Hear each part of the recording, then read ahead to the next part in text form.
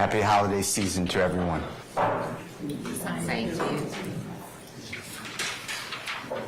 Jeffrey Williams was born into an environment, a community, a society that was filled with depression, despair, hopelessness, and helplessness. He was born and raised in the Jonesboro South housing projects. That's here in Southeast Atlanta.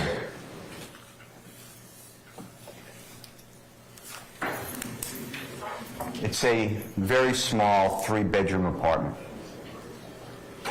He lived with his 4 brothers in one of the small bedrooms. His 6 sisters lived in the other small bedroom, and his mother lived in her small bedroom. In the wintertime, it was freezing. In the summertime, it was scorching, because there was not that much money to go around to pay for utilities. The refrigerator and the cabinets hardly ever had any healthy food, and sometimes no food at all. In order to have the appearance of being able to wear different clothing, Jeffrey would share clothing with his brothers and sisters, neighbors, and friends in the community. And although the clothing was oftentimes dirty, at least it gave the appearance that he can have a different look from the day before. When Jeffrey would exit into the community, most homes' windows were boarded up. There were burglar bars on every entrance. Litter. It was not uncommon to find shell casings and human blood remains from the shootings that occurred.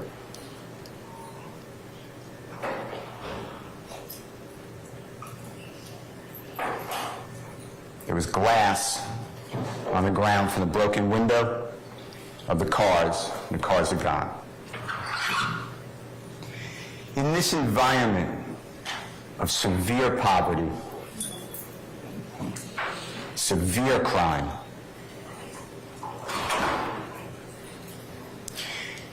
Jeffrey developed 2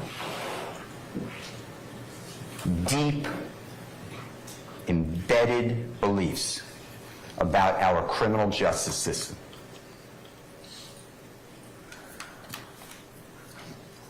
The first one is that it is not justice. Our criminal justice system was not just, at least for people that he saw. Jeffrey would see over and over again people in the neighborhood who were known to be the liars. These are the people that would lie to their kids, lie to their mothers, lie to their brothers and sisters, and then somehow those people would be used by prosecutors, allowed to come before judges. And they would have reduced charges, reduced prison sentences, reduced probationary sentences, no charges at all, on their oath that they come in the courtroom to tell the God's honest truth. Your Honor, You have an objection, ma'am? I have an objection. What's your basis? Your Honor, I'd rather approach and not speak it out loud in front of the jury. It will take 1 second. All right. Thank you. If I put your listen device on, please.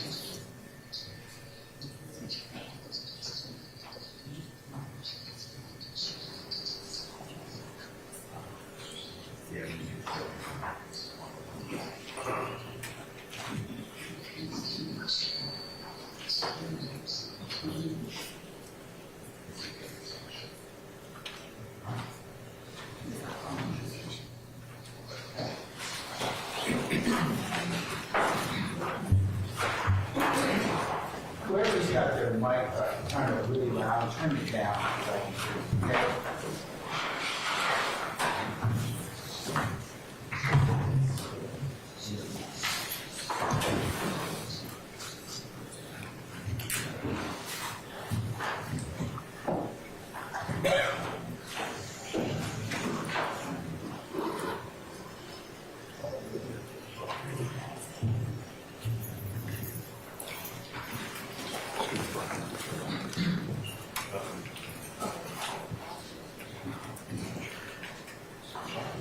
Martin, go ahead.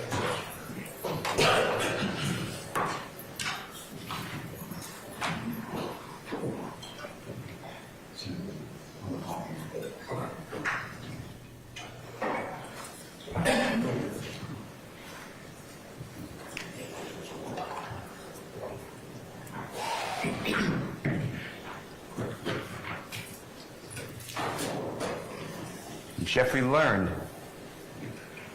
that these liars, these snitches, these rats, they would come into the courtroom, take a witness stand to tell the God's honest truth. They were still the same liars. And they would testify against people accused of crimes.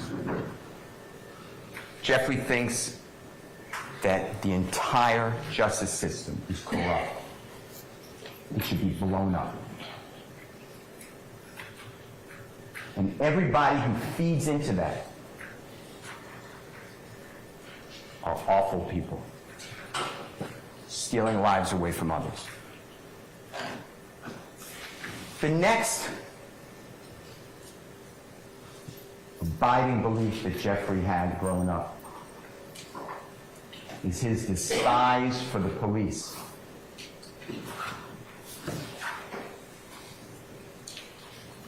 He would see people walking on the streets. This could be an adult, teenager, a child.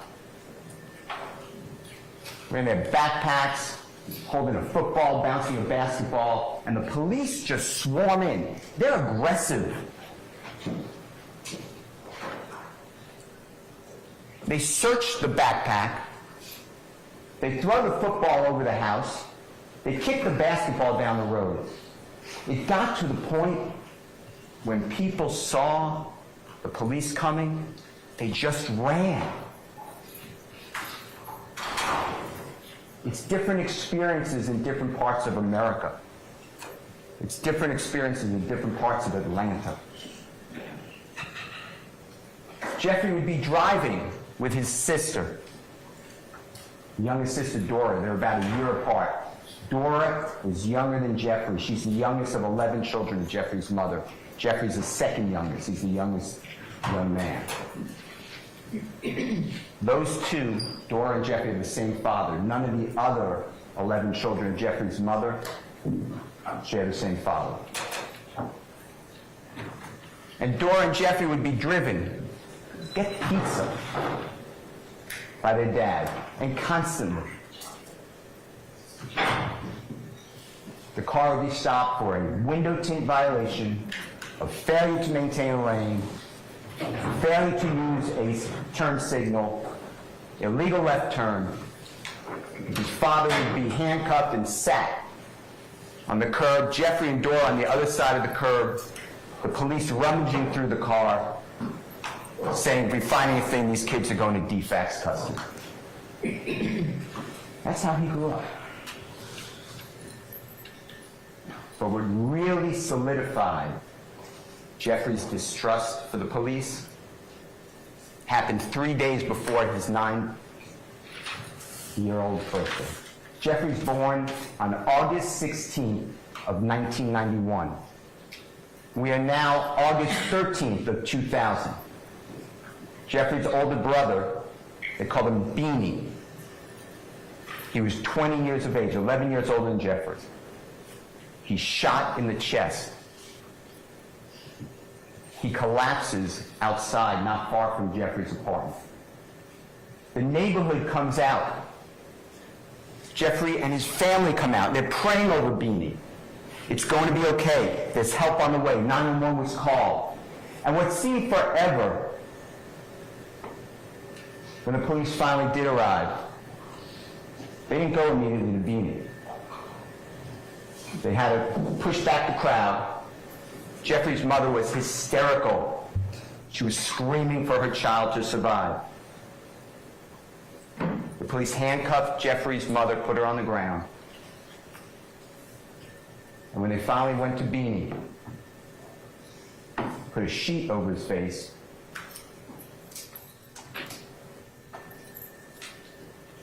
Beanie was dead to the police, even though his chest was still going up and down. He was still breathing.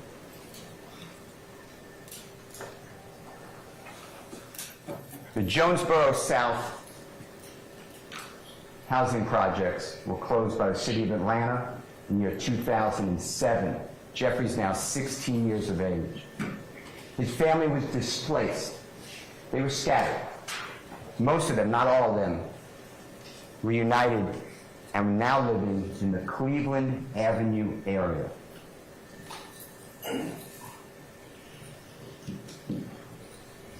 Jeffrey was not educated in his home about go to university, work as a flight attendant for Delta. Somebody would loan you money so you could start a business. Jeffrey believed that the only two ways he can break the generational hopelessness and despair for his family, himself, and he wanted to break it for as many people as he could who were in this struggle, was to be a professional athlete or an accomplished musical artist. Jeffrey chose the latter. And from that day forward, every week, every month, every year, to this day, Jeffrey practices to make himself a better musical artist. In Jeffrey's neighborhood, rap, it's a subset of hip-hop. Gangster rap is a subset of rap. That was the most popular music at that time. So Jeffrey sought to find out how can he accomplish his mission to be a successful rapper.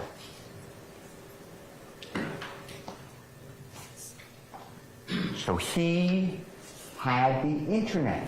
They were poor, but they had phones with the internet. So he would Google and look up and get on social media every accomplished rap artist and see what made them special. And Jeffrey would listen to beat after beat after beat. These are billions of musical chords that he listened to. And he tried and he forced himself to be able to speak fast within the beat and rhyme words. Jeffrey can't sit there and write out the words. He doesn't spell well. But he can listen and learn and look up what words mean, or just make up words to put them into the beat. And Jeffrey studied two rap artists particularly. He idolized a gentleman named Dwayne Carter. His performing name is Little Wayne. Jeffrey also idolized Tupac. And Jeffrey looked at what is Little Wayne doing that's making him so successful, because Little Wayne is right before Jeffrey. He is born on September 27th of 1982. He's 9 years older than Jeffrey. And Lil Wayne, by the time that Jeffrey came along, has exploded. He is a superstar. And Lil Wayne changed the culture. It was more than just the sound of the music. Now, Jeffrey studied Lil Wayne so much, he sounded like Lil Wayne. You're going to hear witness after witness that Jeffrey sounded just like Lil Wayne. But Jeffrey realized that Lil Wayne had a following, a fan base, and people who dressed like Lil Wayne. It used to be that rappers wore baggy pants, big uniforms from teams. Lil Wayne changed it. He wore proper-fitting pants. Lil Wayne tattooed his face. He's the first one. Jeffrey has tattoos on his face. Jeffrey changed the clothing. He took what Lil Wayne did, and Jeffrey wore tight-fitting pants. He's the first. He did that because when he would take his ill-fitting clothing from his sisters, they were tight jeans. Jeffrey wore tight necklaces. He wore dresses. He realized in order to become successful and to accomplish his mission of breaking those bonds, he had to capture people's experiences and make it interesting, both musically and creating a brand. He's advertising. Jeffrey was called Little Jeff. His father is Jeffrey Williams Sr. He was called Big Jeff. But Jeffrey is sounding like Lil Wayne. He's trying to emulate Lil Wayne on social media. To call himself Little Jeff and Lil Wayne, he thought that that doesn't sound too good. That's a bridge too far. So Jeffrey wanted to have a performing name. So he looked to Tupac. You will learn that in 1983, the incomparable talent Michael Jackson released a song. It went around the globe. P.Y.T. Pretty Young Thing. About 13 years later, Tupac is featured on a song with Smooth. And that song is P.Y.T. Playa, P-L-A-Y-A, Young Thugs. And on that song there's a repeat of words. And this really connected with Jeffrey. It's a black man that not too many understand. That's what Jeffrey felt about people with nice color skin.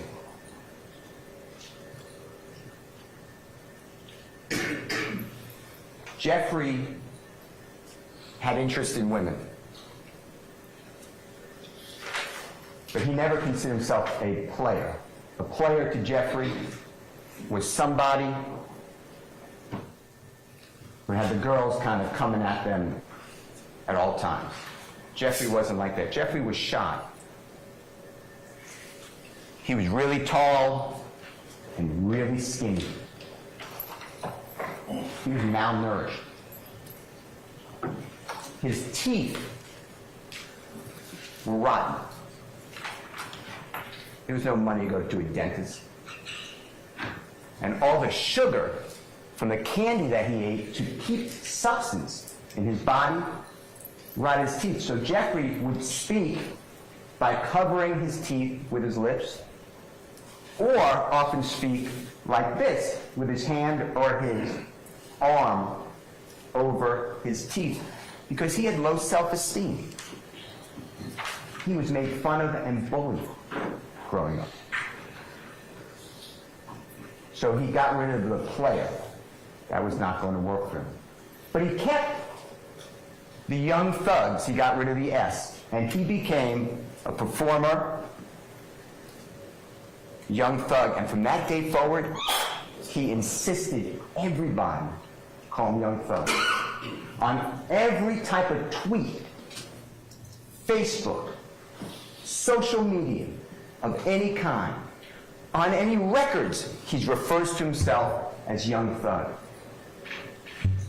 And that fit in to the appearance of the gangster rap, because most people think about a thug as a criminal. But to Jeffrey, thug had a different meaning. Now, some of you read books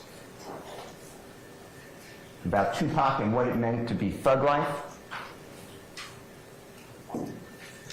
Thug life, the hate you give little infants, Fs, everyone. Meaning discrimination and racism hurts all of us. We teach that to our kids.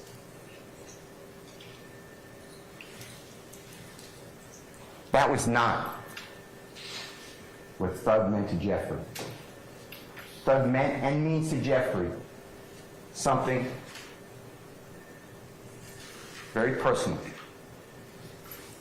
It was his pact that if he could ever make it as a musical artist and help his family, himself, and as many others out of this endless cycle of hopelessness, he would be truly humble under God. That's what thug means.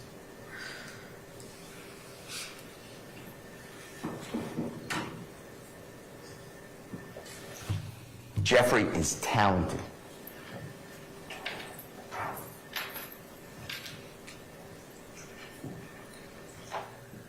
He worked so hard, he'd outwork everyone.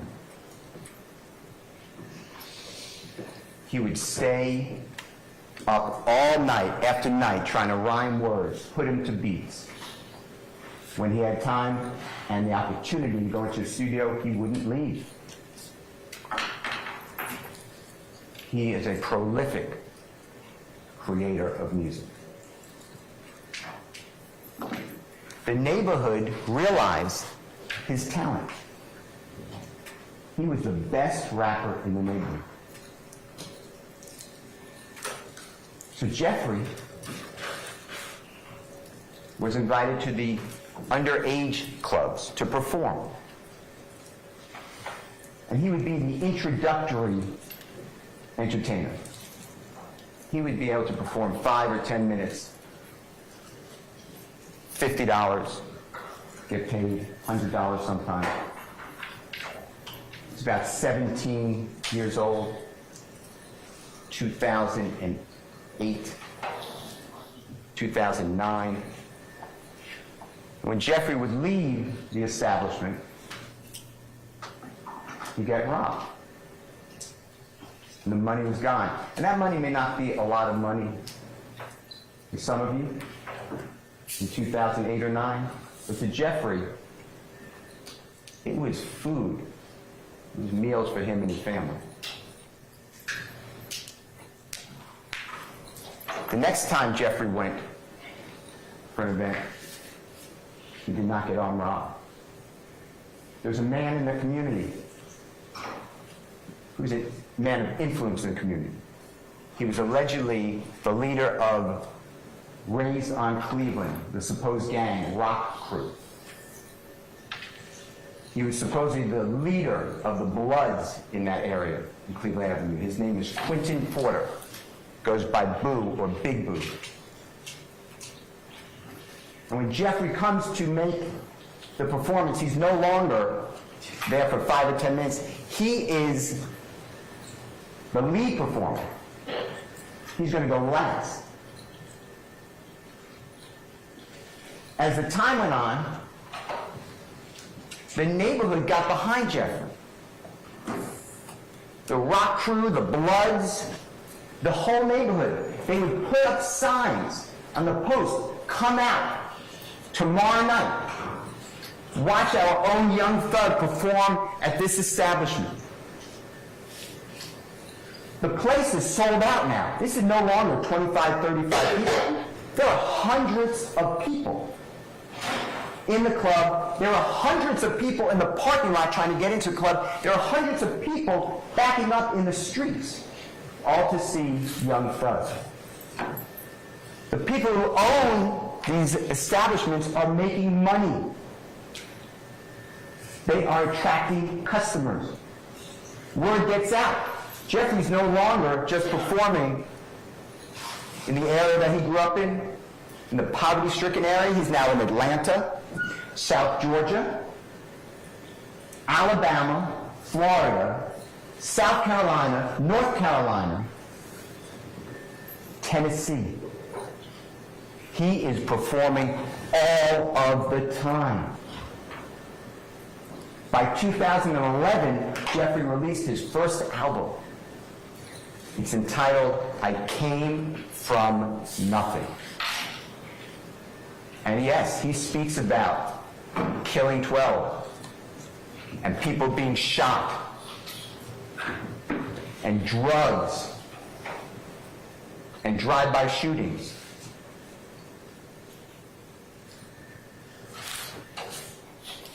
This is the environment that he grew up in. These are the people he knew. These are the stories he knew.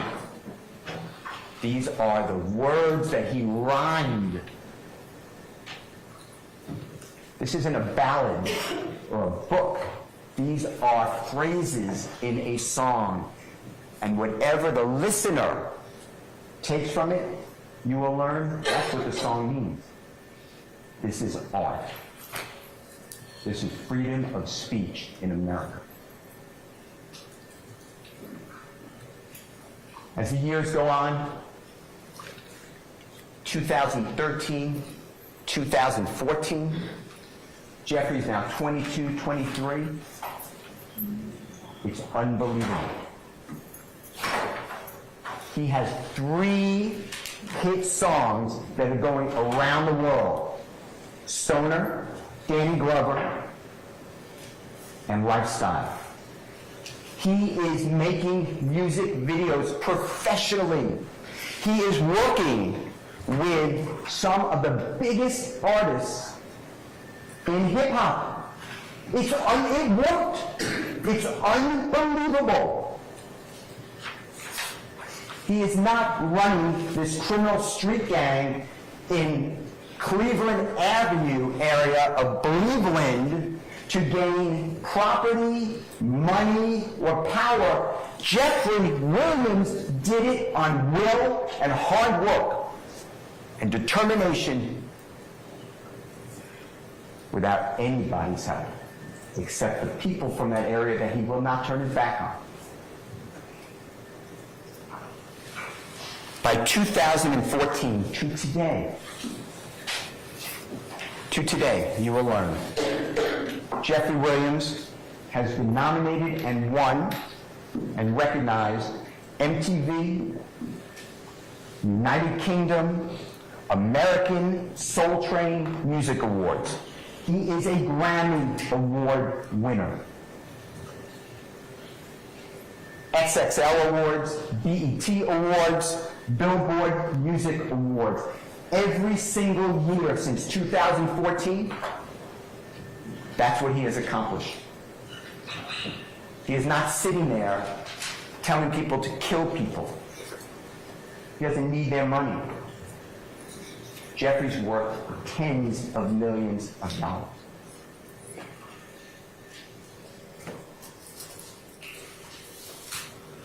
Jeffrey has been a sponsor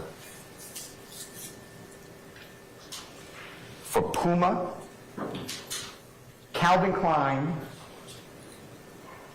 He had been featured on the cover of Rolling Stone magazine, GQ magazine, XXL magazine, Paper magazine, Complex magazine, Variety Interview magazine. He is at the top of his craft.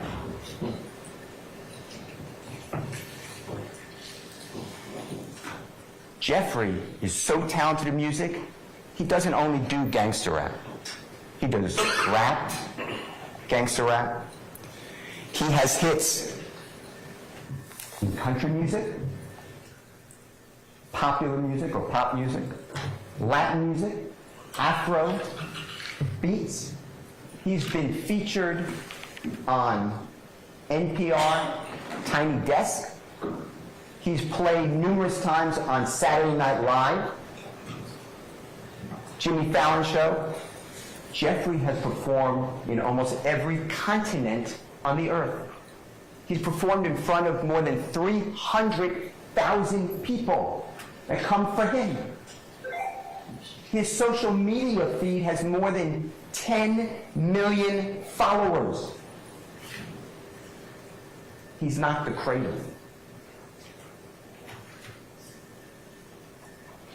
He's trying to pull people out of poverty. Jeffrey has performed with the likes of Rihanna, Ed Sheeran, Sir Elton John, Drake, everybody in music. And Jeffrey didn't only stay in music. He did fashion. He's an icon in fashion. He has been to Paris, to Spain, all over Europe, at the fashion shows. He has his own clothing lines. People are walking around the earth today with Jeffrey's picture tattooed on their calves, on their shoulders. They have his lyrics on their bodies. YSL, when Jeffrey was coming up and making it, Lil Wayne had and repped, talked about Cash Money Records. That's his label. Jeffrey's friends in Cleveland Avenue, they call themselves YSL. Because on the pants, the tight-fitting pants, the women's pants that they're wearing, it says YSL, Yves Saint Laurent. That's where that comes from.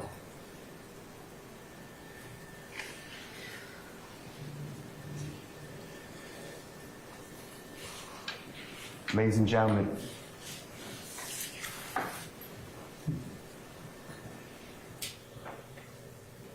Jeffrey stands before you, charged with some of the most serious crimes in the state of Georgia. I'd like to go through with you each and every crime that he's charged with in the indictment. The indictment's thick. You're going to have it. At the end of the case, the Honorable Judge Glanville will give it to you.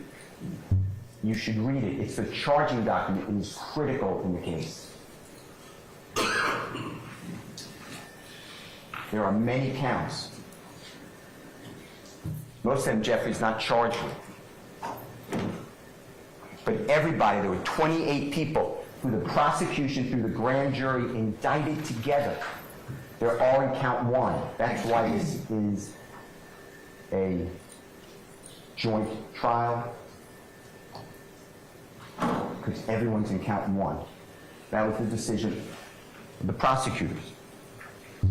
You will learn that Jeffrey doesn't even know most of the people in this indictment. He doesn't know them. They all know him because everybody in that area knows Jeffrey Williams. He is known as the Michael Jordan of that area. And he didn't get out and stay away. He tries to come back and give people hope because he knows what it is to be depressed, hungry, and have nothing going for you. The first count is a RICO conspiracy. And the supposed objective that the prosecution charged is that Jeffrey, along with others, had a meeting of the mind. They had an agreement. They have an agenda together.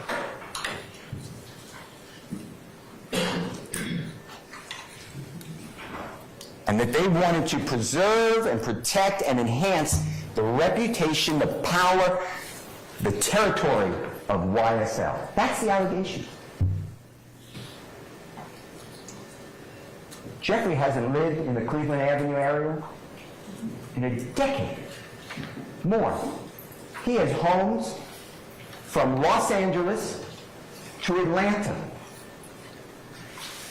But they charge him with, he wants the reputation, power, territory of the enterprise by obtaining money, Weapons or other property. Jeffrey needs no money from somebody on robbing someone of a car or doing a $30 drug deal or even $100 million. Right? He's got his own source of legitimate income. So RICO conspiracy, There are then what's called overt acts. The judge will charge you on the law. But there are 191 overt acts. And those are separate instances that the prosecution said they're going to prove. Most of them don't include Jeffrey.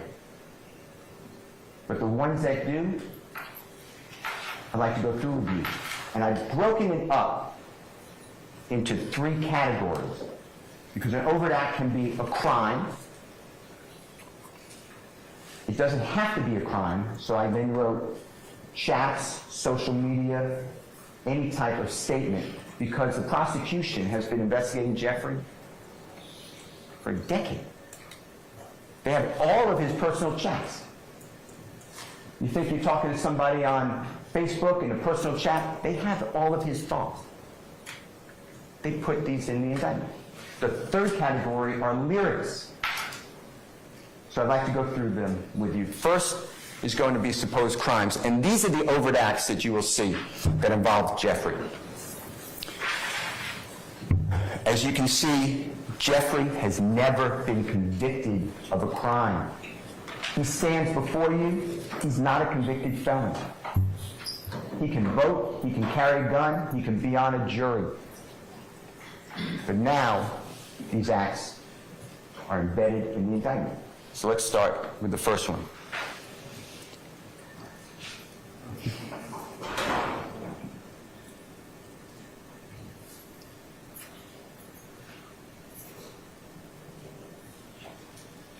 So this is September 9th of 2013.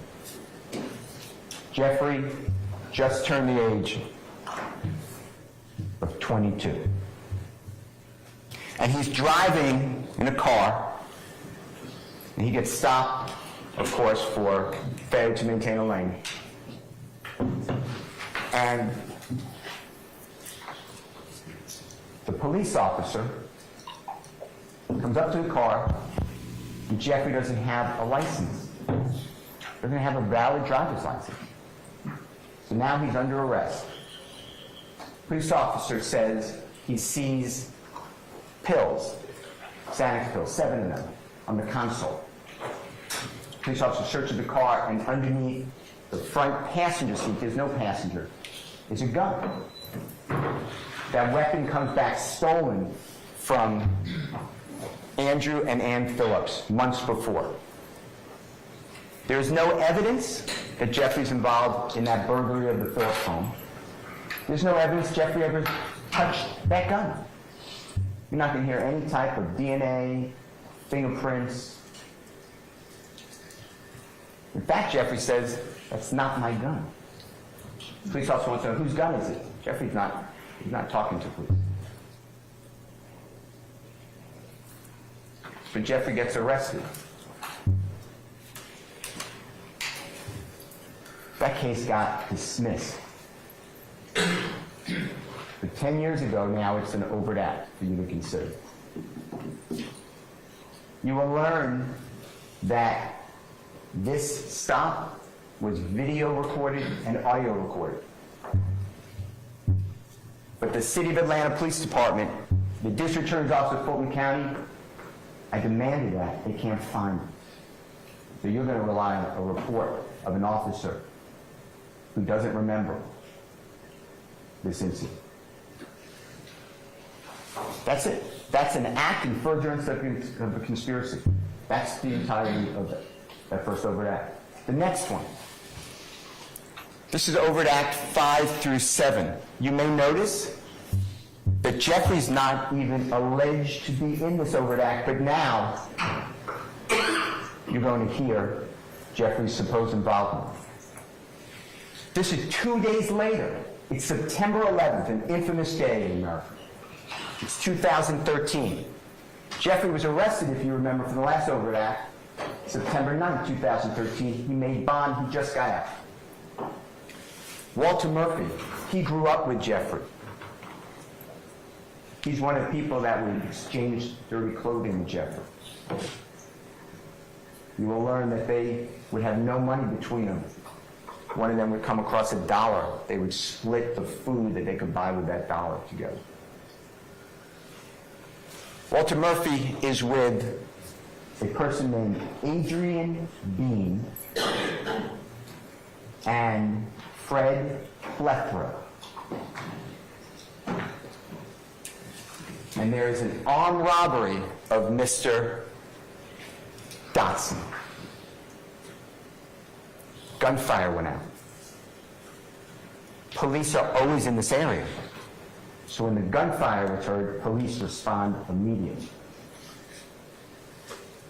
Adrian Bean is driving the car. This is a car that he borrowed from a friend. This has nothing to do with Jeffrey. So he commits a crime in someone else's car. Adrian Bean almost kills a police officer, almost runs him over, driving so recklessly, high rate of speed, goes across a neighbor's lawn, over an embankment. The car is now airborne. It goes over, you'll see pictures, goes over a parked police car in a parking lot and slams into the side of a laundromat. The car crashes. Mr. Plethora is shot. Police are firing at the car. Mr. Murphy is shot. Mr. Bean runs away. He's captured. Mr. Bean, you will learn, is told, hey, we believe there was a fourth person in that car. If you make that young thug, we'll go lenient on him. Adrian Bean is in the Fulton County Jail talking with his wife. He said, I should have ran the way Thug ran. He got away. That's recorded anytime an inmate, a person is incarcerated, in a jail. Most of the time, if they're speaking with a pastor, a lawyer, their calls are being recorded. You will learn that Mr. Bean also stated on a recorded call, they gave us a story to tell. Mr. Bean is interviewed 4 days later, September 17, 2013, by Detective Quinn, City of Atlanta Police Department. Detective Quinn it's a big case because police officers are discharging their weapon. People are getting shot. Detective Quinn interviews Adrian Bean. And Adrian Bean tells him, they talk about this recording. Adrian Bean tells him, I lied to my wife. Everything on those recordings are not true. Jeffrey was never arrested for this. He was never charged for this. He was never prosecuted for this. He's not even in our indictment on Overt Act 5, 6, or 7. But now, we're going to hear from Mr. Bean. That's it for the next one. Somehow that furthered this conspiracy. Jeffrey was not even charged. Next overt act is January 7th of 2015. Now, this is a larger part of our case, probably. God forbid Donovan Thomas is going to be killed 3 days later. It's going to be January 10th of 2015. And in order to understand this rental car, and there's nothing clearly wrong with renting a car, but in order to understand this rental car, and then 3 days later the killing of Donovan Thomas, you have to understand some background. So we're shortly before New Year's of 2015. And there's a man named Kenneth Copeland. He goes by Woody. And Kenneth Copeland is not friends with Jeffrey Williams. He uses Jeffrey Williams, just like a lot of people. Because Kenneth Copeland wants to be famous and have money. So he leeches on to Jeffrey Williams, about a year before that. Well, Kenneth Copeland is a criminal. He is a notorious criminal. In fact, you will learn that he was ranked one of the 10 most violent people in Georgia by the federal prosecutor here in Atlanta. That is Kenneth Copeland. Kenneth Copeland breaks into cars. He steals the property they're in. Donovan Thomas is the head of a gang called IF, Inglewood Family. Donovan Thomas and Jeffrey are friends. Jeffrey's friends with everybody. It promotes him. And Jeffrey tries to help other people at the same time. Kenneth Copeland breaks into Donovan Thomas's car. And he takes his expensive chain, Donovan Thomas's wallet, his driver's license, and Donovan Thomas's cellular telephone. Donovan Thomas calls his cellular telephone. Kenneth Copeland answers the call on Donovan Thomas's phone.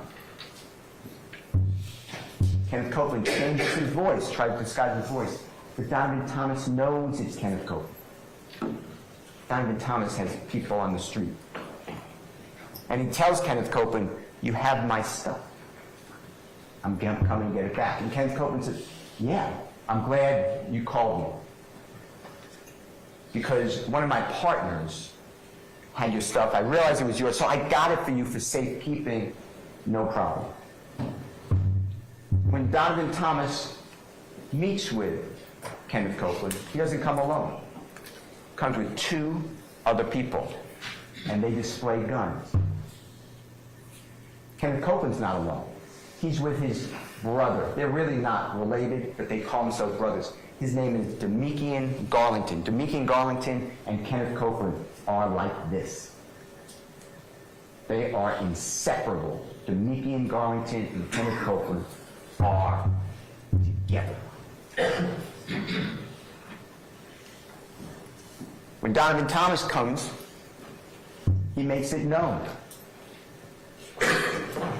that Kenneth Copeland is on the menu. Meaning Kenneth Copeland is going to be hurt. He just stole Donovan Thomas's property. It is now January 6th. It's really January 5th. It's a Monday night going into Tuesday morning, January 6th of 2010. It's going to be the day before this first rental car. And Kenneth Copeland is with a lot of people. Jeffrey's there. Jeffrey was performing on stage at Club Crucial. Monday night was Club Crucial night. That's where they all went. And Kenneth Copeland goes in the back, in the kitchen area, and he's met there by a man named Kelvin Watts. He goes by Shell Kel, and who's a half-brother of Donovan Thomas, and other people who are affiliated with Donovan Thomas, and Kenneth Copeland gets beaten. He has bumps on his head, his eye is injured, he's being kicked. No one does that to Kenneth Copeland. Kenneth Copeland's the person who puts the bumps on the head, injures the person, kicks him. Kenneth Copeland's mad. And you will learn that Kenneth Copeland then went on a mission. He went to every place that he knew that Donovan Thomas or one of his brothers or friends were, or family members, and he would shoot at them with his weapon.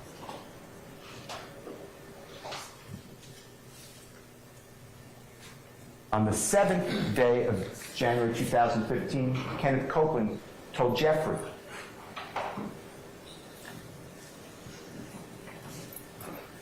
I'm going to be with my child, just born. The mother of my child, her name is Miss Quarterman. And I don't want to be driving around in the typical car I drive around in, Dodge Charger. Can I use one of your rental cars? Jeffrey does this for everybody. People need to take someone to a doctor. People want to go out of the state. They don't have transportation. He rents cars all the time. Jeffrey says, yeah, there's a rental car here. It's a Corvette. Kenneth Copeland says, that's a two-seater. My child has a baby seat. That's too small. Jeffrey rents a car at the Atlanta airport on the evening of January 7, 2015, along with Kenneth Copeland. After they drop off the Corvette, the same location. This rental car is in Jeffrey's name. When they leave the rental car location, Kenneth Copeland wants to pick up his brother, D'Amica in Garlington. And after Jeffrey is dropped off, Jeffrey does not see that Infiniti vehicle until after the killing of Donovan Thomas. That Infiniti vehicle, that rental car, is in the possession, the control of Kenneth Copeland that whole time.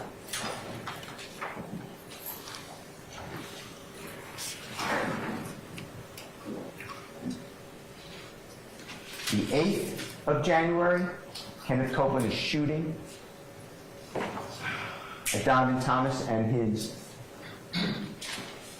friends, associates. He's using this Infiniti vehicle, he's using another vehicle. He is on a spree.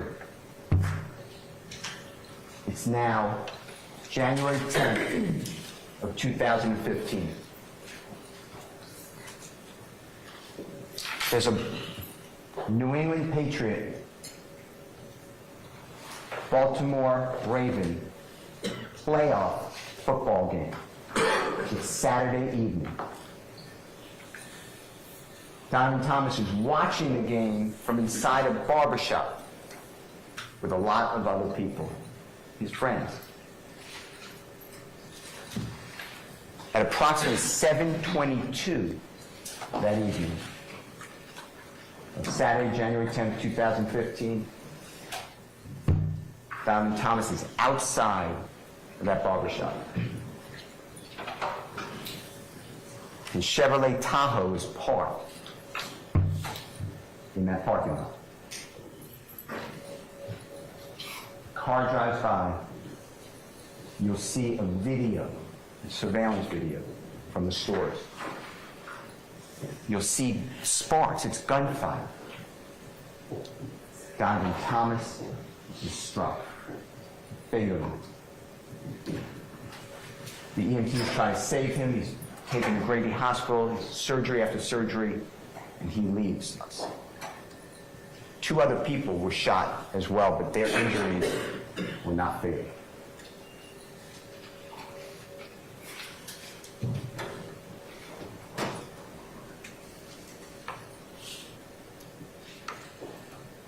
Later that day, that evening, Jeffrey, you will learn, is in negotiations with his record label. They want to give Jeffrey over $800,000 up front. And the contract's worth millions to produce these records. That's what Jeffrey was working on. He was working on a music video. No one's going to say that Jeffrey was at that scene of the shooting.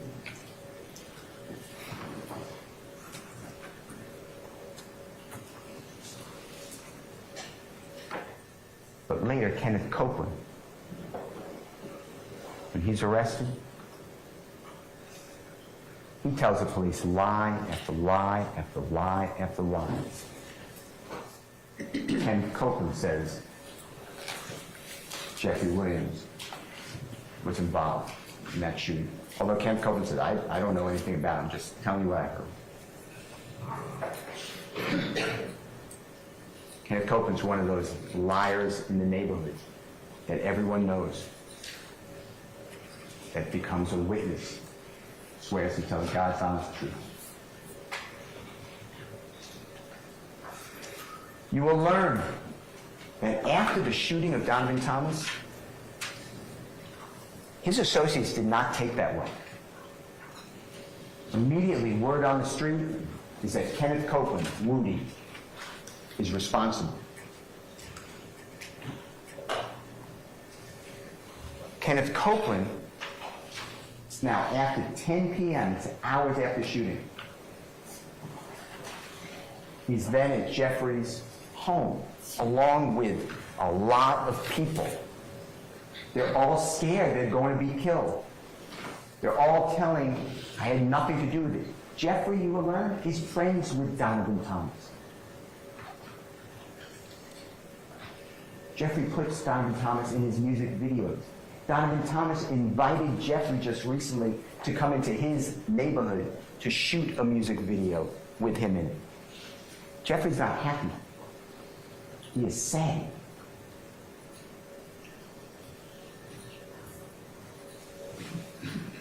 Kenneth Copeland says, the police are calling Kenneth Copeland. The police are right on him. You will learn, and it's on recording, that Kenneth Copeland goes into the police station later that morning, so it's a very early morning hours, January 11th of 2015, and he's with Detective Thorpe. Detective Thorpe is recording this. And Kenneth Copeland says, yeah, I got your call. I was at Jeffrey Williams' house, Thug's house. Everyone knows Jeff. And I told him that the police won't talk to you. But Jeffrey said, if you had nothing to do with this, you should go talk to the police. That's what Jeffrey said. Detective Thorpe asked Kenneth Copeland, this is hours after the killing. Do you have anything to do with a rental car, an Infinity rental car? Were you in an accident in an Infinity rental car? And Kenneth Copeland says, no. He's just a liar. Kenneth Copeland tells Detective Thorpe, earlier today, during the time of the killing, I was at the Green Store. The Green Store is like a grocery store. It's green in color. It's called the Green Store. It's not far from where Donovan Thomas got killed. You will learn that there's video surveillance inside and outside of the Green Store. Supposedly, Detective Thorpe, who is a qualified law enforcement officer, he's been doing this forever. I'm being told that, no, we never got the video of the Green Store to support the supposed alibi of Kenneth Copeland. No one corroborates Kenneth Copeland and where he was. You will learn that Kenneth Copeland eventually says, it's now June of 2015, gets rearrested. He doesn't want to be in jail. He speaks with the police. He's now with Detective Dennis, Detective Gaither, also City of Atlanta police officers. They're detectives with the gang unit homicide. Kenneth Copeland says, oh yeah, the night of the killing, Donovan Thomas, I wasn't involved. But I saw Jeffrey Williams. He's at the McDonald's on Cleveland Avenue. I saw him with all these other people. And then I followed him to his home. It's about 8 o'clock at night. There are videos at the McDonald's. They don't have any video. They never bother to get any video. We even try. But we have phone records. And phone records can show that they're not GPS. This is not like you're within 5 feet of this area. You call E911 or something. But it gives you range. Maybe 1.5 miles, maybe more. And tells you which tower you're hitting off of. Kenneth Copeland tells the police, I followed Jeffrey Williams' car to his house about 8 o'clock. That's not true. When you track Kenneth Copeland's phone records, he doesn't go near Jeffrey's home. He doesn't see Jeffrey that night. He doesn't follow Jeffrey home. He doesn't go to Jeffrey's home until after 10. This is all a lie. Kenneth Copeland was told by the police, we want Thug. That's how he gets a deal. Because Kenneth Copeland was also told, you're an armed career criminal. You're going to spend 25 years in federal custody for having a gun. You're going to be dying in the state of Georgia custody because we're going to charge you with gang crime after gang crime after gang crime. But you can help yourself out. On Kenneth Copeland's word, Jeffrey Williams stands here concerning that overt act. So Jeffrey Williams rents a car in his own name to use in a homicide of his friend.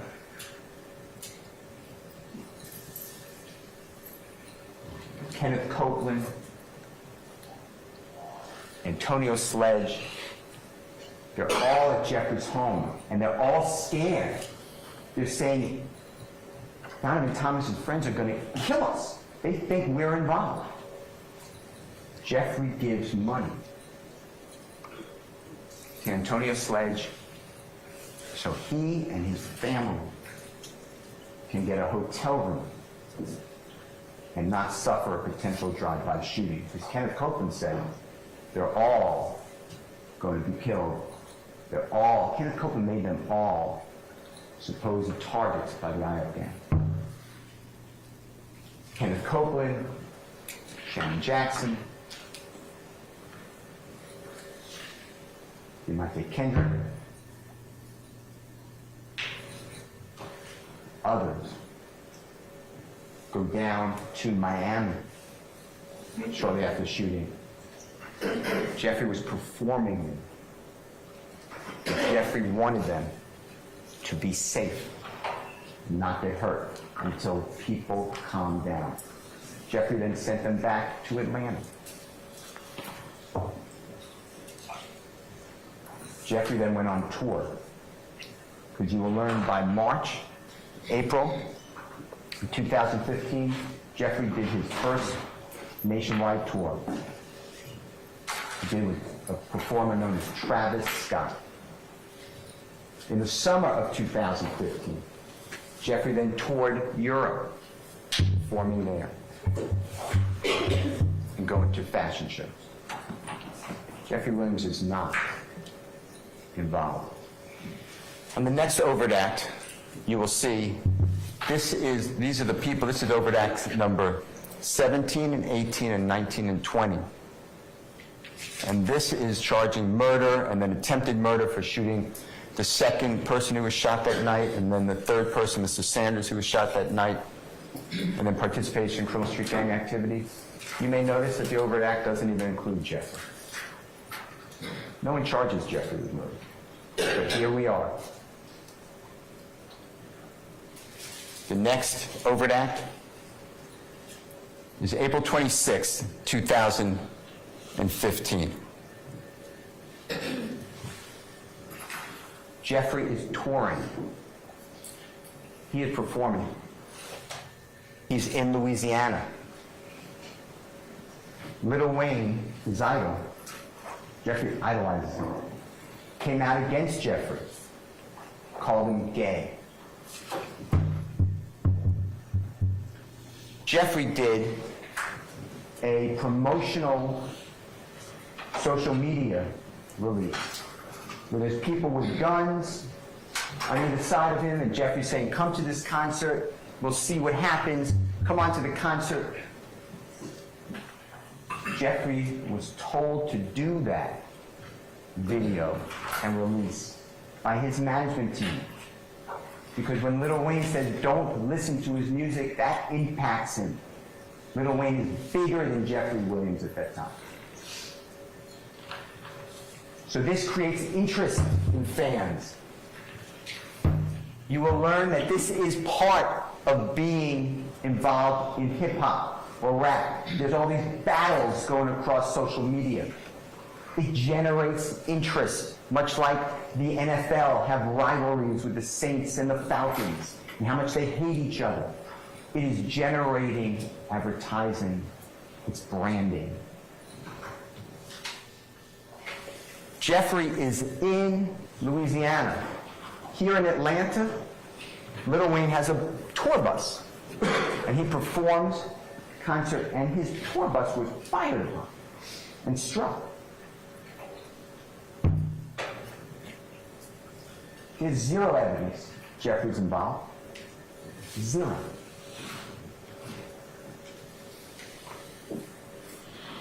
Jeffrey's not even named. And now you're going to hear about it. Because Jeffrey's the king slime. He just controls everybody, even without any evidence to support it. Because that's the theory of the prosecution and the police who have targeted Jeffrey Williams. The next overt act is July 7th of 2015. Jeffrey is at Perimeter Mall, that's located in DeKalb County. And he's in the mall and he's buying 50 to 100 sneakers, brand new sneakers. And he's going to do a video shoot. And he's going back to Cleveland Avenue where the children don't have proper footwear. He's going to give out these sneakers and allow the children to be in a video shoot. So that's why he's at the Perimeter Mall, and he's there with friends of his. And he's on a Segway scooter. It's like an electric skateboard. And the mall security comes over and tells Jeffrey and his friends, and you'll see video of this, they have to leave the mall. You can't have a Segway inside the mall. Well, Jeffrey leaves them all. But the security officers follow him. They follow Jeffrey and his friends to Jeffrey's Jaguar. And the security won't let Jeffrey leave. Won't let his friends leave. They're standing around the Jaguar. They can't shut the door to the Jaguar. They can't pull out. And they tell Jeffrey, you're waiting here. You're going to have to be here. They tell Jeffrey's friend, we're going to get a criminal trespass warrant for you. Allegedly, someone inside the car said, I'm going to go home, get a gun, and come back and shoot you in the face. That's the allegation. The security guards then supposedly step back, the car drives away. Nobody is shot. There's no incident. Jeffrey gets arrested on that. DeKalb County prosecutors dismissed that case. It was not even indicted. Now you have it here before you. The next overt act dealing with crime is September 24th of 2017. Jeffrey's with Sergio Kitchens. Sergio Kitchens is an unbelievably well-known musical performer. His performing name is Gunna. And he and Jeffrey both are under YSL. That's Jeffrey's record label. They signed Sergio Kitchens for Gunna. There's a third person in that car. His name is Cedric Jones.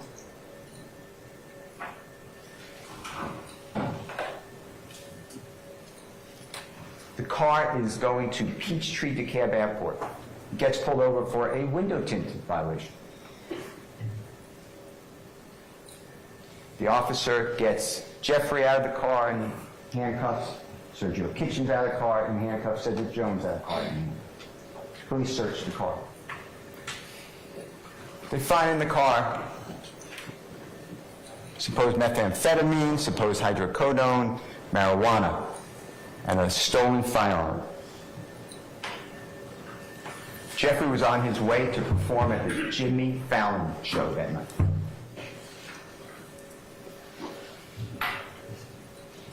Cedric Jones said, I packed that stuff.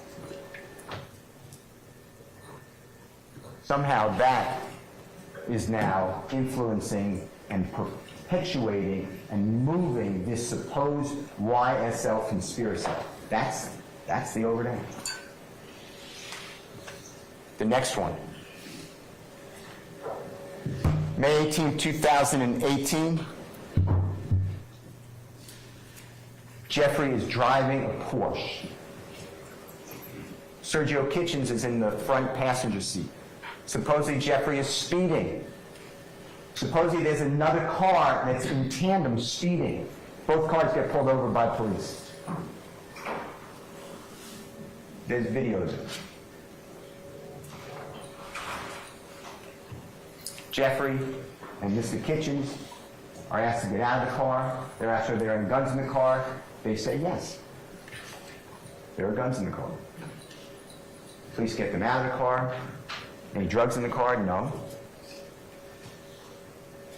Police have Jeffrey and Mr. Kitchens on the side of the road. Go through Jeffrey's car. They run the guns. The guns are lawful. The police put the guns in the trunk of the car. Tell Jeffrey and Mr. Kitchens, you're free to go. Give Jeffrey a speeding ticket.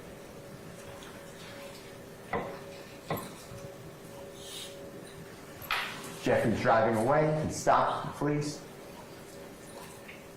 Inquires about what's going to happen with the other gentleman in the other car. Police say, no. You're going to jail.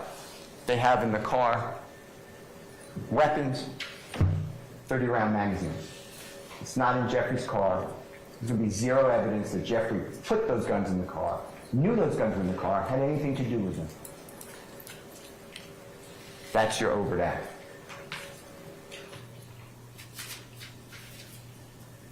The next crime is an overt act.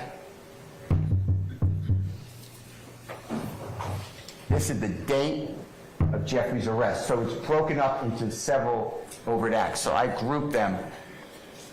This is overt act 183, 184, 185, 186, 187, and 188. And what you'll see here is they're just different items. So Jeffrey's home is surrounded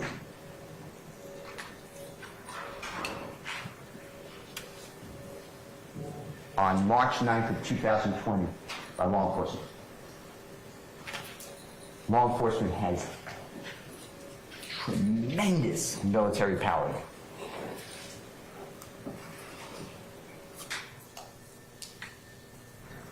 Law enforcement takes control of the scene, the area. Jeffrey and more than a dozen people are in that house. You will learn that Jeffrey doesn't live at that house often. But other people live there all the time. They take care of the house. You don't leave a house unattended. The house has a lot of Jeffrey's awards that you'll see. And in the house, law enforcement finds a small amount of cocaine. I'm talking about a small amount of cocaine. They find codeine, lots of codeine. Codeine's cough syrup. People drink it if you get high. Get very addicted. Marijuana in the house. And firearms. Other people had access to this home. Other people lived at this home. You will have no evidence that Jeffrey ever touched a firearm.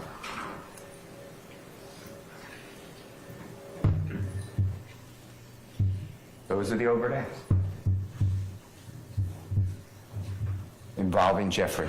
And somehow that furthered this conspiracy to create territory and property and money and respect and reputation.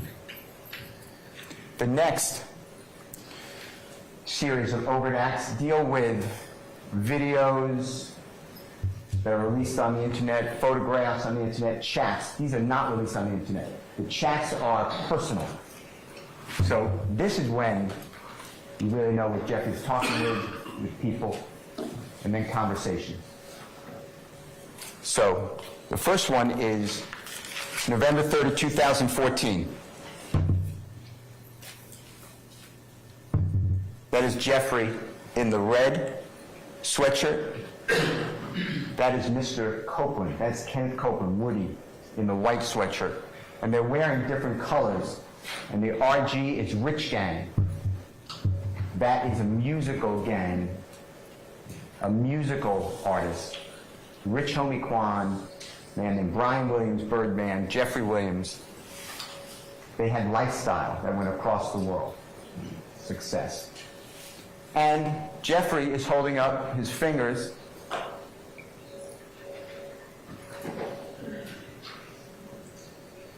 Suppose that's a YSL. That's what he's doing. He's wearing red clothing. That's the overt act. Jeffrey didn't release that. That's not his Instagram releasing it. But that's the overt act. The next one is January 3rd of 2015. That is Mr. Demekin Garlington in the red with the glasses on. That is Jeffrey, closest to us. There's money on that table. There's a double cup, styrofoam cup. And it says that Jeffrey posed for a photograph. Jeffrey's not even looking at the camera. Jeffrey didn't release that on social media. He didn't post it. That is Mr. Garlington. And that's Mr. Garlington's "We Ain't Going Back and Forth." Mr. Garlington and Mr. Copeland are brothers. They consider themselves one. What happens January 3rd, 2015? It's an important thing. Shortly before New Year's, you will remember that Kenneth Copeland stole Jonathan Thomas's chain, expensive chain, his driver's license, his wallet, and his cell phone. That's Mr. Garlington saying, we ain't going back and forth. That's the overt act. Dealing with Jeffrey Williams. Jeffrey didn't even post it. Next one is January 26, 2015. Again, this is Mr. Garlington. Now, what I'm showing you, by the way, are the overt acts from the indictment. You'll have the indictment. These are language of the indictment. And this goes to a video you will see. And it's Jeffrey. By this time, his teeth, his rotten teeth are covered with gold. He's trying to fix himself, make himself a better image. It is 16 days after Donovan Thomas is killed. And it says, Jeffrey saying, so an A lies to their kids, lies to their mamas, lied to their brothers and sisters, then get right in the courtroom and tell the God's honest truth. Don't get it.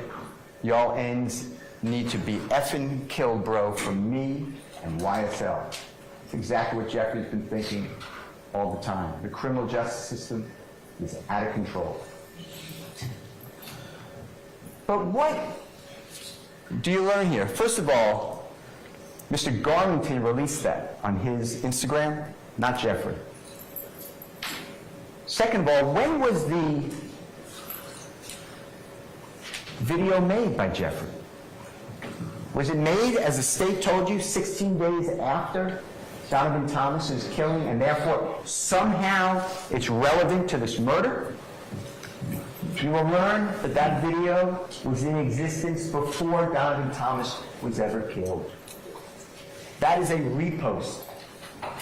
That is a repost by Mr. Garlington.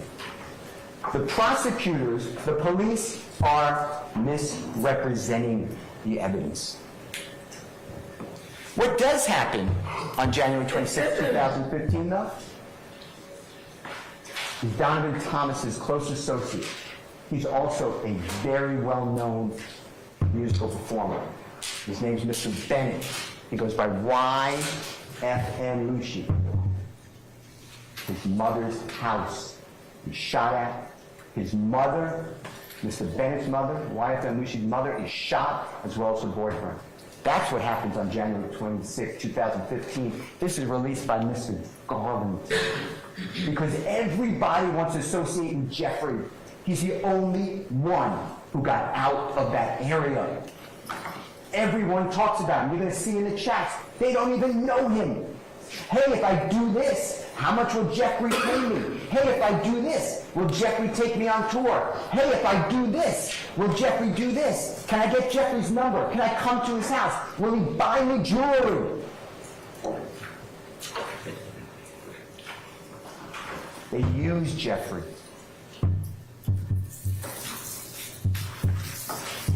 This has nothing to do with Donovan Thomas.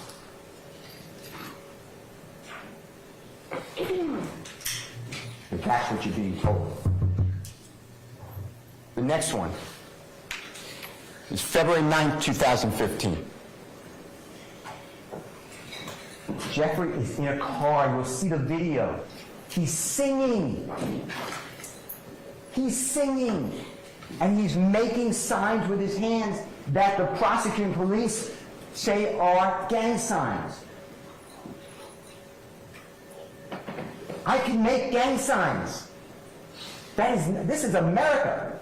I can speak favorably to the Bloods, to the Crips, to Donald Trump, to anybody.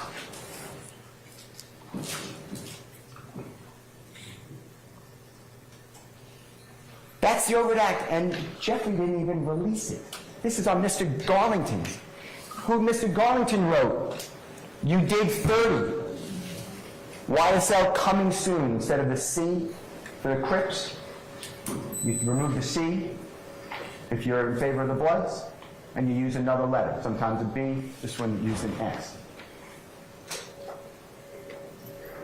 You will learn that in the YSL gang, it's now called a hybrid gang, because there's not only Bloods, there's Crips, there's anybody who wants to come with no rules.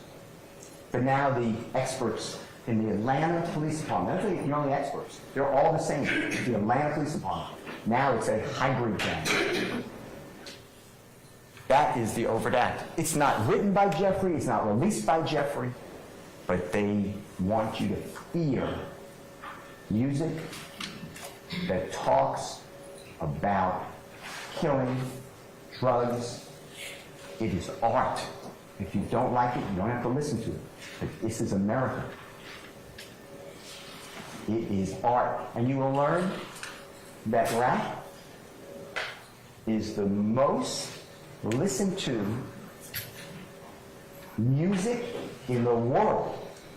It's the #1. It is a multi-billion-dollar industry.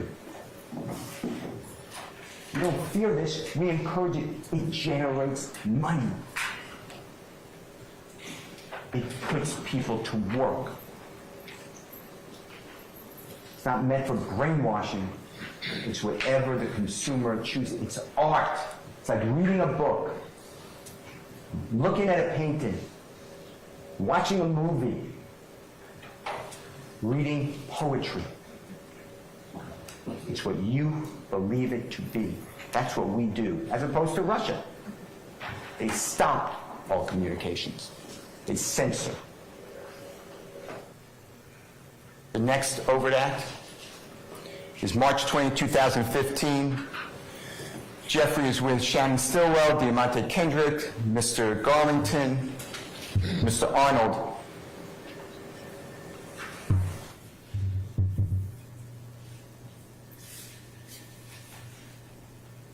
And they are using their hands to make signs. That's the overt act that furthers, that drives this conspiracy. That's it. Jeffrey didn't even release that photograph. Who releases it? Mr. Garland. Next. It's almost New Year's 2017. Antonio Sumlin also comes from the impossible life that Jeffrey was born into. He's with Jeffrey.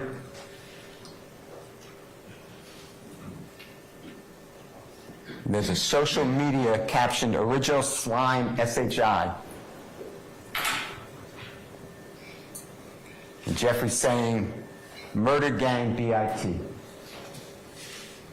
And holding up his fingers, his YSL, until we're dead and pale.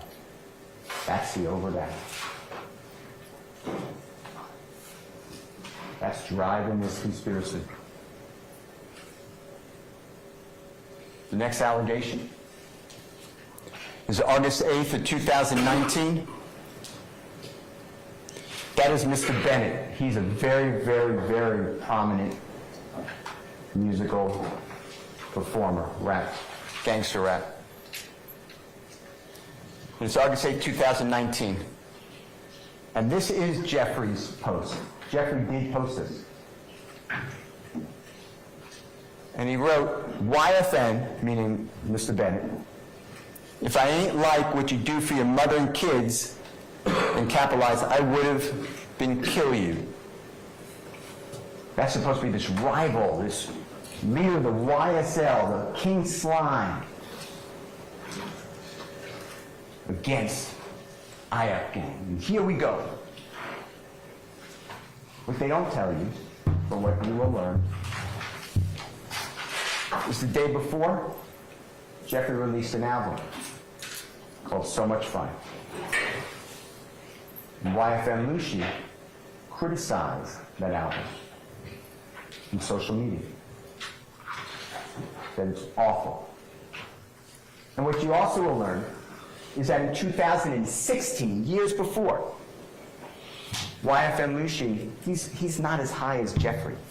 He does not have as much fan base or interest. He doesn't make the money that Jeffrey does. So YSL Lucy does what all these rappers do. They attach to somebody bigger to promote themselves. Jeffrey did that too. He did it with Lil Wayne. He did it with others.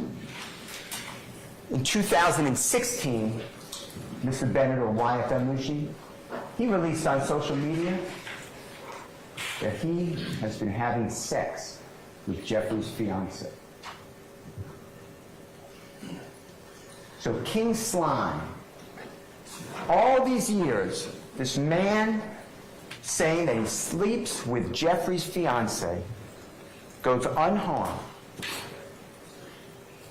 Nothing done. This is the post that Jeffrey says, and it's a real threat. If I didn't like what you do for your mother and your kids, I would have been killed you. It doesn't sound like too much of a threat. That's the over there. The next one is March 12th of 2020. Mr. Huey and Mr. Williams. Now, this is not social media. These are actually conversations that the prosecution subpoenaed from Google or from Instagram or from Twitter or from Facebook. You get all of Jeffrey's statements. This is very invasive. And what happened right before this, and if you look at the date, this is right before COVID hit in 2020 in America. Sergio Kitchens has a dear friend, co-worker. He is a producer, an engineer, musical engineer. So Sergio Kitchen performs, this other person turns the music, the beats, makes it right, changes lyrics, does whatever they do. This producer or engineer's name is Chandler Durham. He goes by Turbo. And Turbo's car was stolen. And in that car are beats, lyrics that cannot be reproduced. They're the only copy. They're on in a hard drive in his car. The car is stolen. And it is alleged that Mr. Huey's friends or acquaintances or people that Mr. Huey knew took that car. Not that Mr. Huey did it, but that he knew who did do it, who has that property.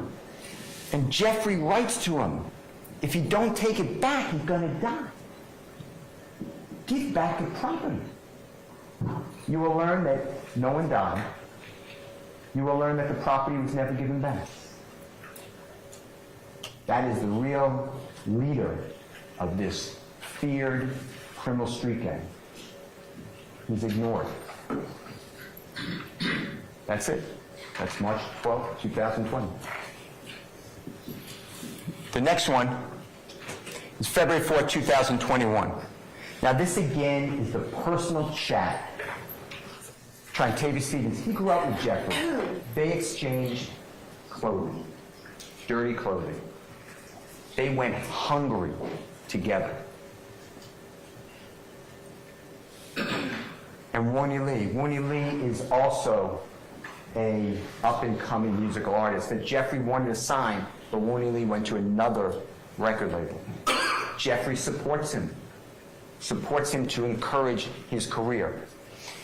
And this is February 4th of 2021. And what the indictment did by the prosecution through the grand jury is they put this together, and this is bad. I understand when you read it. Objection to your argument. A standing objection. Thank you. This reads, YSL rule the world, kid. 24M on an N head. Y'all just start bringing me the money. Man, y'all and stop playing with me. So when you read that, it sounds like there's a contract on someone's head. Kill him, start bringing me the money.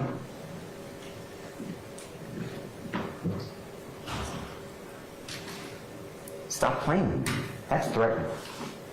What you will learn is what the prosecutor did was they took these checks from various days. This is over a 3-day period. This is February 4th, 2021, all the way up to February 7th of 2021. And they cut out all of the context. And what you will learn is that on February 4th of 2021, Jeffrey wrote, YSL rule the world, kid, 24M on an N's head. What happened on February 4th, 2021, that was released on social media and went around the world, is one of Jeffrey's artists that he signed, who developed, he encouraged, and who made it.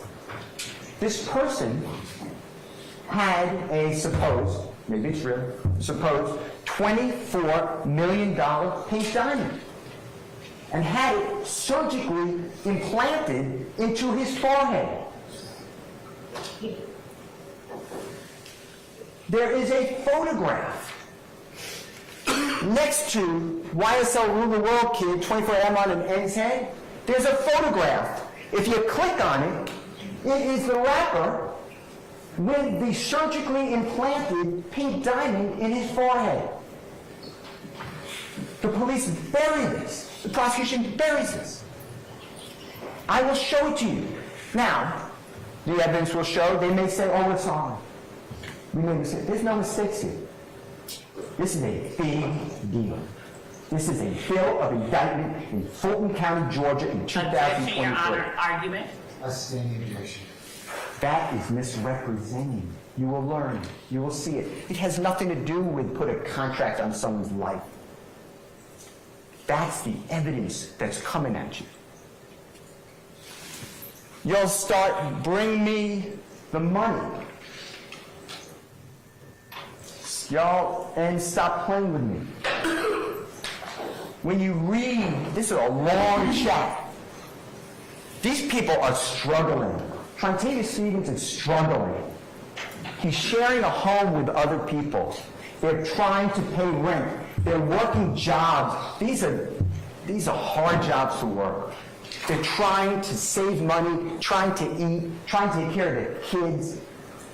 And Trontavia Stevens is in the chat saying, I paid the rent last month. Jeffrey doesn't live with these people. He's just included in the chat. He's hardly on these chats. And Trontavia Stevens is complaining. And he's saying, give me the money for the rent. We got to pay the rent. I paid it last month. Everyone's supposed to put the money on the stove, in the kitchen. No, I'm doing what you said you do. We live together. And Jeffrey said, y'all start just bringing me the money. I'll pay the rent.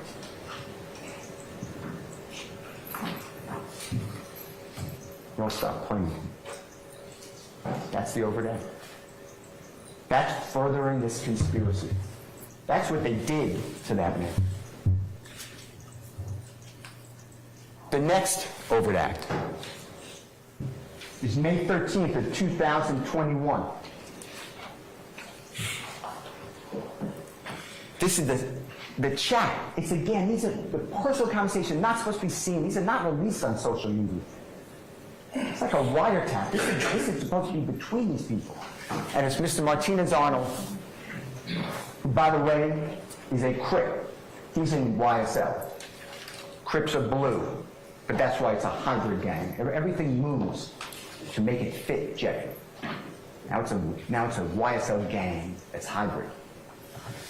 Martinez Arnold, Miles Farley, Quantavious Greer, that's Jeffrey's brother.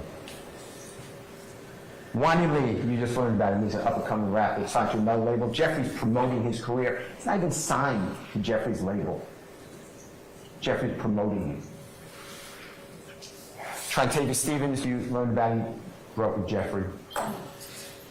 Antonio Sumlin and Jeffrey. And it's May 13, 2021.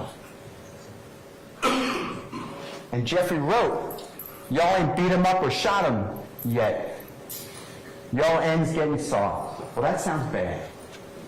But what you will learn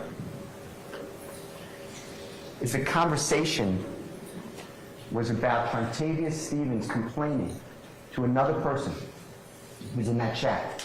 That other person tried to sleep with Trontavia Stevens' girlfriend. And the other person told Trontavia Stevens' girlfriend, Trontavia Stevens is cheating on you with another girl. And Trontavia Stevens and this other man are leveling each other over this chat. And they're going back and forth, and this goes on a long time.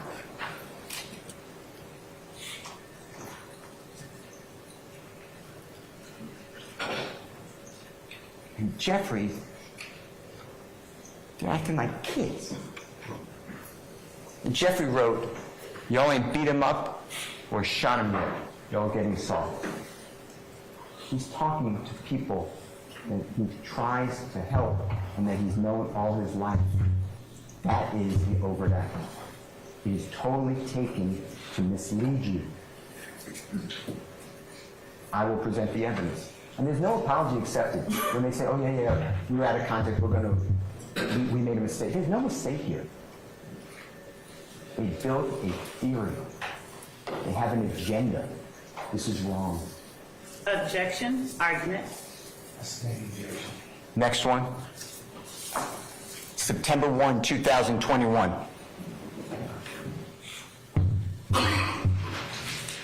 Mr. Mender is in the Fulton County Jail. When you're in the Fulton County Jail, not only are your jail calls, like a telephone call, recorded, but you can do things with loved ones where you can actually see them, like a FaceTime.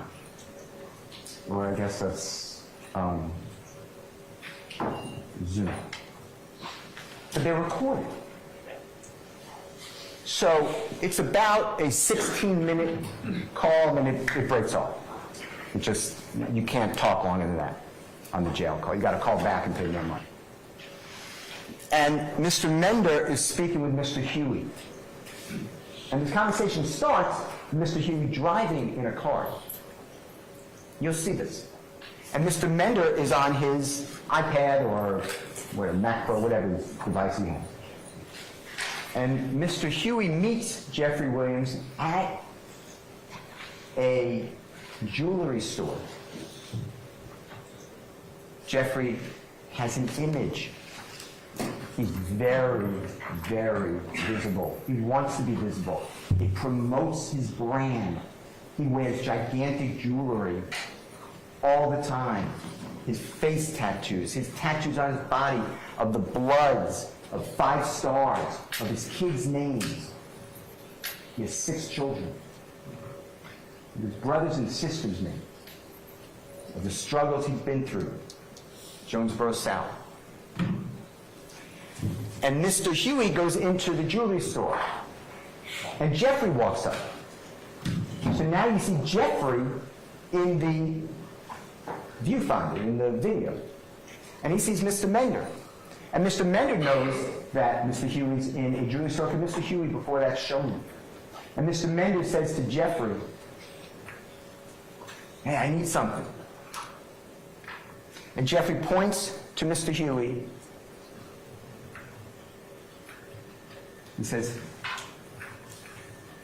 "Speak with him," and walks away. Jeffrey's on that video audio for 31 seconds. That promotes the RICO conspiracy, that Jeffrey dares to speak with a person who's in custody and treat them well. He didn't buy anything for him. Jeffrey walked away. That's the next overnight. The next one is September 4th of 2021, so a couple days later. And Jeffrey is with Mr. Huey. And Mr. Huey puts on his Instagram, it's not Jeffrey's post. Mr. Huey was in custody shortly before this. And he wrote, "From lockdown to a jet, slap is." Said Jeffrey poses for the photograph. Jeffrey's not even looking at the photographer. Jeffrey doesn't post this. That somehow promotes this conspiracy. This violent, territorial, money-gathering, reputation-building, fear-producing conspiracy. That's the overt act. The next overt act is November 14, 2021. It's again Mr. Huey, Mr. Williams. And Mr. Huey writes, and now this again, this is a private conversation. This is not social media. And Mr. Huey wrote, "You know I'm ready to handle the business and go sit down if I got to about any one of y'all on my mama." What the prosecution leaves out is the next line by Mr. Huey, where Mr. Huey writes, "But I don't even know if this is true or not." And Jeffrey writes, "Have you spoken with Gunnar or Sergio Kitchens?" And Mr. Huey responds, "Yes." And what they're talking about, if you remember, right before COVID of 2020, Jeffrey is telling Mr. Huey, get those people to return those beats. Those beats are not ever coming back. They're lost. That is proprietary information. That is valuable art. They're gone. Mr. Steele, I hate to interrupt you, but you might be time. How much longer do you have? An hour? We're going to take a couple of breaks this one time.